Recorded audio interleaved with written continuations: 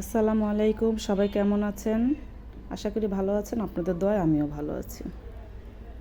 আমার মতন কে কে র চার সাথে মুড়ি খেতে ভালোবাসেন? আমার কিন্তু ভালো লাগে, তাও প্রতিদিন না, মাঝে মাঝে। একটা কথা বলি, একটা তিতা সত্যি কথা কি জানেন?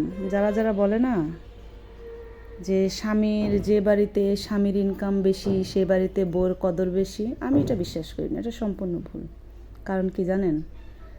যারা আপনাকে পছন্দ করবে না, আপনাকে ভালোবাসবে না, আপনার পায়ে পায়ে দোষ ধরবে, সে আপনার স্বামীর বেতন লাখ কেন কোটি টাকা হলেও তারা আপনাকে ভালোবাসবে না।